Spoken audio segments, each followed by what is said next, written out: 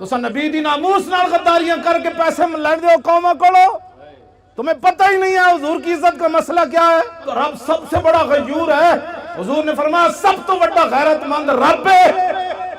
جناب یوسف علیہ السلام دے بھائیاں نے جناب یوسف علیہ السلام نو کھوہ وچ سٹیا نا تے قافلہ آ گیا، انہیں ڈول پایا تے جناب یوسف ڈول پکڑ کے تے کنویں دے باہر آ گئے۔ قالوا یا بشرا ھذا غلام، وہ کہنے لگے وہ کتنی خوشخبری والی بات ہے، یہ تے وچوں بچہ خوبصورت نکل آیا۔ بھائی پھر نسدے آئے، انہیں کہا تھا ساڑھا بھجے ہویا غلام ہے، انہیں کہا ان کی پروگرام ہے، انہیں کہا وَشَرَوْا بِثَمَنٍ بَخْسٍ دَرَاهِمَ مَعْدُودَةٍ وَكَانُوا فِيهِ مِنَ الزَّاهِدِينَ، انہیں کہا سی غلام بیچنا ہے، نسن دی بڑی بھیڑی عادت ہے، چاند کھوٹے درہم ہی دے دیو، اسی یہ غلام بیچنا ہے۔ جناب یوسف دی قیمت لگی بازار مصر وچ۔ اے علماء کم از کم 6 مہینے جمعہ پڑھا سکتے ہیں سورہ یوسف دے ہوتے، تسی کیوں نہ پڑھا دے جمعے؟ سورہ یوسف پڑھ کے دسو قوم نو کہ جناب یوسف دی صرف قیمت پئی ہے بازار وچ۔ رب 7 سال قات لے آیا مصر وچ، 7 سال قات سالی آ گئی۔ دودھ پیندا بچہ بھی جدو جناب یوسف دے پیراں وچ وکیا نہیں سی نا،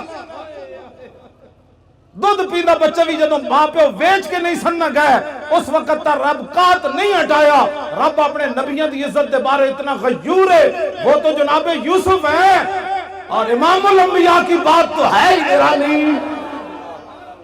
اسے زندگی نو کچھ نہیں کرنا، اسے زندگی نو حضرت خبیب بن عدی دی قبر ہے جی کدھر نشان، حضرت خبیب بن عدی صحابی رسول دی قبر دا نشان ہے۔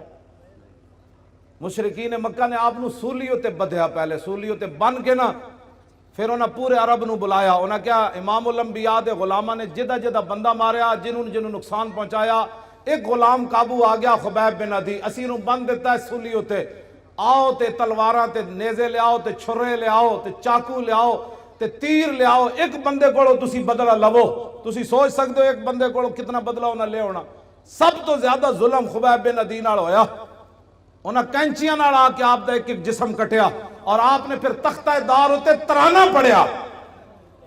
مکہ تو حضور بہت بعد اچ فتح ہویا نا جی، آمنو جتھے مقام تنعیم ہے نا مسجد عائشہ، اس مقام ہوتے آپ نے تختہ دار جدو آپ دا جسم کٹ رہے سن نا، اور دوروں ہٹ کے نشانہ بن رہے سن، لو تو نہیں سی نا، خبیب بن عدی دا جسم تا انسانہ ہی سی نا، دوروں ہٹ کے انہاں دے نشانہ باز، دوروں ہٹ کے آپ تے تلوارہ نال آپ تے چھوڑے لا رہے سن، ایک ایک جسم نے ایک چھوڑے جو لکڑی دے چھوڑے لاندے انج لا رہے سن، تے آپ انجے تختہ دار ہوتے بدے ہوئے سن، تے آپ نے انہوں نے ویکھ کے فرمایا تم کیا سمجھتے ہو کہ میں نے جن کا کلمہ پڑھا ہے میں بے وفائی کر جاؤں گا؟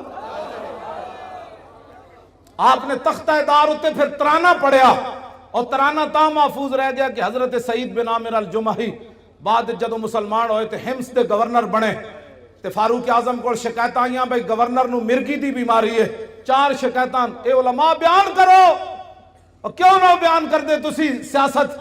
انہوں نے کہا رسول اللہ 10 سال خود سیاست کی تھی، ممبر تے بھی حضور ہی بیٹھے، تخت تے بھی حضور ہی بیٹھے، عدالتہ بھی رسول اللہ دیا سن، بازارہ بھی حضور دا دین سی، کیوں نہیں تسی بیان کر دے؟ تو انہوں کمیٹیاں کہہ دیا مولوی صاحب تسی سیاست دان ہو گئے ہو، انہوں نے کہا جس نبی دا میں کلمہ پڑھیا ہو نبی نے سیاست کی تھی۔ یہ حضور تاں گل محفوظ رہ گئی کہ سعید بن عامر جڑے اس موقع تے موجود سن جو کلمہ نہیں سی انہاں پڑھیا، بعد جو انہاں کلمہ پڑھ لیا، انہاں پھر صحابہ نو دسیا سی کہ انہاں نال تو آپ نو جدو حضرت عمر کو 4 شکایت آئیاں نا بھئی مرگی دی بیماری، حضرت عمر نے حمص سے تو طلب کیتا، میں جدو حمص دی حدود داخل ہویا نا جی ملک شام جدو میں گئے سی تو میری اکھاں رون لگ پئیاں سن کہ اے او شہر ہے جدے وچ گورنر حضرت سعید بن عامر الجمحی، قبر میں نو نہیں ملی، میں اتھے حاضری ضرور دی خالد بن ولید دی قبر تے، آپ دی قبر میں نو مل گئی، میں اتھے حاضری دیتی۔ بہرحال سعید بن عامر الجمحی جدو حضرت عمر کو آئے نا 4 شکایتاں سن، انہاں وچ ایک مرگی دی بیماری، آپ نے فرمایا تو انہوں مرگی دی بیماری روزانہ ڈھائے پاندے ہو بے ہوش ہو جاندے ہو؟ آپ نے عرض کی تھی نہیں، انہوں نے کہا پھر بے ہوش کیوں ہوندے ہو؟ فرمایا جدو جسم کٹیا جا رہے سی نا سولی تے بن کے، اس ویلے میں موجود سی، تے میں جدو تصور کرنا میں بے ہوش ہو جانا۔ اتنا بڑا ظلم ہویا سی حضرت خبیب بن عدی نال۔ خبیب بن عدی نے تختہ دار تے ترانہ پڑھیا، سنا دے ماں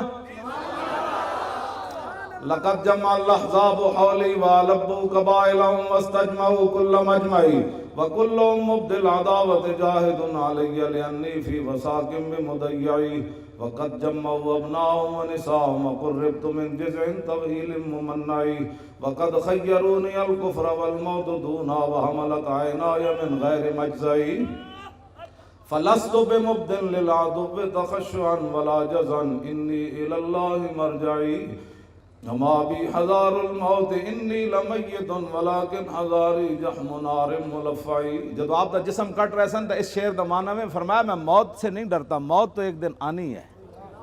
وما بی حذار الموت انی لمیت، فرمایا موت میرا کچھ نہیں بگاڑ سکتی، آج نہیں تو کل تو اس نے آنا ہی تھا. ولیکن حذاری جحم نار ملفعی، میں تے اس جہنم دی اگ دے شعلے کو ڈرنا جڑا پورا لپیٹ لے لوے گی. ہاں فرمایا موت سے میں نہیں ڈرتا، میں تو اس آگ سے ڈرتا ہوں کہ حضور سے بے وفائی ہو گئی تو پھر کیا ہوگا. فضل العرش صبرنی علی ما یراد بی فقد بدوا لحمی وقد یاس مطمعی. فرمایا انہوں نے تو میرا جسم بھی کاٹ دیا اور میرے زندہ رہنے کی امید بھی مک گئی. ظاہر جسم جب کاٹا جا رہا تھا تو پھر آخر میں چہرے کو انہوں نے تلواریں ماری نا، پھر آخر میں ناک کان انہوں نے کاٹے، آنکھوں کے اندر پھر برچھے تو آخر میں ڈالے نا. انہوں نے کہا کہ انہوں نے تو میرا جسم کاٹ دیا، اب زندہ رہنے کی امید بھی ختم ہو گئی. آگے الاللہ اشکو غربتی ثم قربتی وما ارصد الاحزاب لی عند مسرعی. اب میری غریب الوطنی اور میرے اوپر جو ظلم ہو رہا ہے میں اس کی شکایت اپنے رب کی بارگاہ میں کر رہا ہوں. کیوں جی آخر تو پھر کی فرمایا جدوں نہ جسم اپنوں ایتھے مارن لگ دے تو پھر زبان کٹنے دے قریب آئے نا، جدوں آپ دی زبان پھر انہیں کٹنے کا بار کٹ کے زبان کٹن لگے، اس ویلے پھر آپ نے فرمایا فلست بالی حین اقتل مسلما علی جنب کان للہ مسرعی وذالک فی ذات الالہ وان یشاء یبارک علی اوصال شلو ممزعی. فرمایا میری زبان کاٹنے کے بعد اب یہ خاموش ہو جائے گی. فرمایا سن لو مجھے تمہاری اب زبان کاٹنے کے قریب آ گئے، مجھے اس بات کی کوئی پرواہ نہیں تم میری زبان کاٹنے لگے ہو، اس لیے کہ میں دنیا سے محمد عربی کا غلام بن کے جا رہا.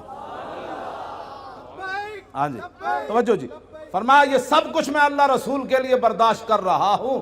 وذالک فی ذات الالہ وَإِن يَشَاء يُبَارِكْ عَلَىٰ أَوْصَالِ شِلْوٍ مُمَزَّعٍ. فرمایا میرا جسم کاٹ کر تم تاڑیاں مار رہے ہو کہ ہم نے حضور کے غلام سے بدلہ لے لیا.